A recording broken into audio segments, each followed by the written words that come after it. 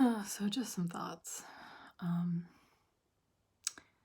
Today I saw a lot of news about, you know, Pelosi still, you know, resisting. What is she resisting though? She's resisting a stimulus bill being passed. So thanks, Pelosi. We really appreciate that. I'm sure the people that are about to lose their homes and are in hunger lines and have no income, no job, are really thankful. So thank you, Pelosi. Great resistance. You know, just like she resisted the $738 billion, spending budget given to Trump, to expand the military. So, yeah, she was really resisting there too, wasn't she? And, oh yeah, let's not forget, we increased our give to Israel in the tune of $3.8 billion. And Chuck Schumer's like, oh yeah, great that we moved, the embassy from Tel Aviv, to Jerusalem. Should have happened sooner, So, resistance. #resist, right? It's great to see all these great Democrats resisting. But, and then there's the confirmation of Amy Coney Barrett. Biden just this past week said she seems like a fine woman. Oh, but I thought you were so scared of, having the justice be picked by Trump. So why, if you're so scared of that, you're saying what a fine woman she'll be, and, you're not resisting anything. These are my frustrations, but the reality is we know Democrats just talk a lot of BS. And in reality, they do nothing. So they're not an opposition party to the Republican Party. There is no opposition. It's just going along and then, political theater over and over again. That's all we see all day long. And, even like a stern letter from AOC and, Ayanna Pressley and a few other, progressive leaders in the Democratic Party to Biden, about him, not choosing a swamp for his administration.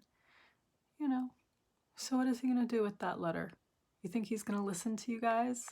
No, he's never listened. He doesn't care. He doesn't listen to the scientists about fracking. He's not going to ban fracking. He said it over and over again, and he means it. He's a big oil, big frack guy. He and Obama both were. And they did all of the above energy. That was what their whole plan was. And that has nothing to do with the environment, has nothing to do with helping the environment, that's for sure. It's about lining their pockets, their friends on Wall Street's pockets, all their billionaire class friends. And, screw the people, screw the future generations, screw the planet. That's what they do. So if you want an opposition party, you're not going to find it in the Democrats. So, I don't know why supposed progressives think that that's going to help them, pushing Biden. What is that doing? What are you doing? I don't want that to be my only choice. I'm sorry, that's not a choice. It's like you've got two elitist party leaders or whatever, and they're not opposition to each other, they're in the same party. Same donors, same corporatists, same billionaire class leaders, owners. And the only way we can build opposition is getting out of the Democratic Party. Don't fall for it. We've done this for over 40 years and it's never worked. So those of you pushing to go back into the Democratic Party and try to fix it from within, you know, you're not the first one with that idea that's failed. And it's happened over and over and over again. And, you know, definition of insanity, sincerely, doesn't work. So what is the opposite plan? What can we do otherwise? I mean, that is always the question, right? Like, what else can we do? Because, you know, we have other parties. We do. They don't have power yet. I mean, the Green Party has probably a little more power than most of the third parties. Like the Socialist Party has some power in some states, like, you know, in Seattle, you know, the Fight for 15. Her name is escaping me. Sawant. She's the one who led the Fight for 15 in Seattle, and she did a great job, and she won there. So, you know, locally we're able to do things, you know, we're able to push. You know, we have almost 200 Greens running at the local level right now.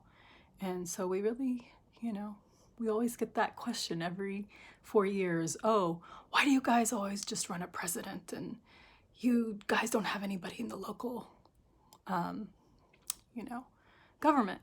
Well, that's not true. We're always running people at the local levels. It's just, you know, they don't give that much attention to Greens. Media kind of blacks us all out, right?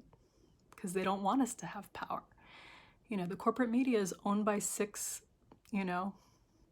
corporations, basically. So you think they're going to want to give power to people that are actually progressive and people hear them? No.